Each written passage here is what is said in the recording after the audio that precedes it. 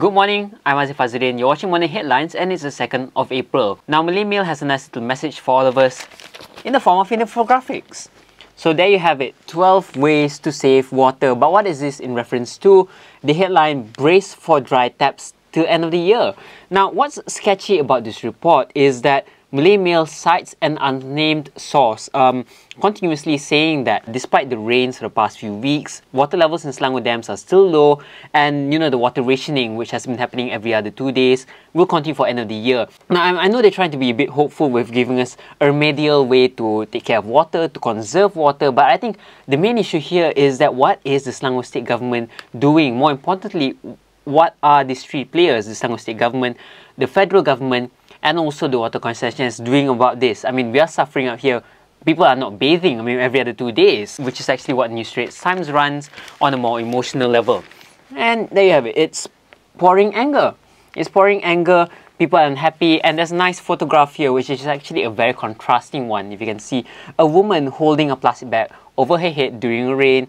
But next to it is the water levels being quite low at the dam. So there you have it, photographic proof that, rain does not really help in giving us more water, quite clearly. But inside NSC anyway, there's a more comprehensive report, and 6.7 million people in Selangor, that is, are facing water cuts. Now, I'm really sorry, Selangor people. Please bring this up to your local councilman. Tell them, solve this problem. The other day I was in Subang and I couldn't really go to the toilets because there was no water. Toilets were closed.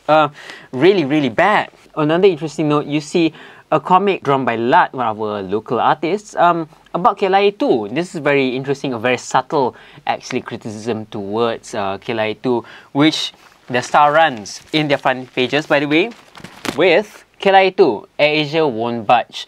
Now, what's happening here is that AirAsia doesn't really want to move to KLIA 2 just about yet because of infrastructural problems, especially with, with cracks and depressions found on the runways. Now, a more comprehensive report you can find is actually within the Financial Daily. AirAsia not moving out.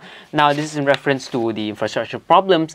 AirAsia has come out to say that there are 400 flights daily which are expected to go on KLIA 2 the moment LCCT will be cleared on May the 9th. Now, especially with our aviation industry being under a microscope for the past few weeks, I can see why Asia has its concerns in moving to KLIA 2 given the problems, right? But that's another story entirely. Let's move on to MH370. The Sun runs a headline where IATA at. International aviation experts are looking at ways to improve tracking technology given that the MH370's disappearance.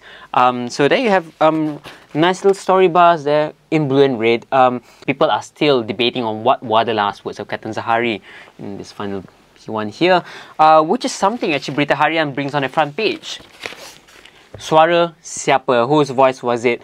What were the details of the final transcript of the MH370 flight? This is never ending. People are going to continue debating about it for the next few weeks to come. Clearly, there's nothing new. The only evidences we have right now are being reused and rehashed over and over again. And I'm not sure what the media is really getting out of it, milking the stories. Next one, we have Sinar Harian, however, which is dealing right about that. Agenda jahat. Agenda jahat of the Western media who are defaming us, who are saying that we're incompetent and facing us in bad light. This, of course, in reference also to Daily Mail's article, which doesn't really speak nicely of Captain Zahari and his daughter who came out to lash out against that report, right? So, it's understandable that the Western media is very critical, and that's how they do things, right? They criticize their governments, they criticize those in power, but I think it's rather unfair to criticize MH370 and how we're handling the issue, given that it's an unprecedented case. So really, guys, tone down. Tone down. Putusan Malaysia, on the other hand, is talking about, there you have it, Mahkamah Amerika Syarikat tolak petition. Now, this petition is in reference to an American law firm who actually wants details of the MH370 flight's blueprints. Now, they're demanding these blueprints from Boeing and Musk, but of course, it's been rejected. But I think the main idea here is that people actually want to know more. People want more evidences to find out what really happened to MH370, and I don't see it being solved in the next weeks to come.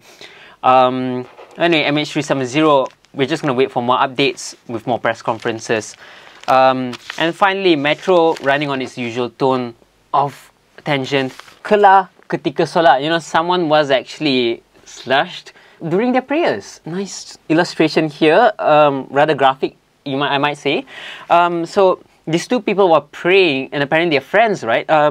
Now, this one guy, he slashes his friend's neck during the Friday prayers and actually continued praying afterwards. Now, if you're wondering whether or not this is a mental case, yes, actually it was. These two people were formerly from a mental institution, so you know, it's kind of expected that this sort of crazy things will happen, and hire Metro to actually run it. The word of the day I'm leaving you with today is KLIA, which means cut. Not only specific cutting necks per se, but also cutting water, which we might be facing until the end of the year. Now that's all I have for you for this morning's headlines. I'm Aziff for BFM 89.9.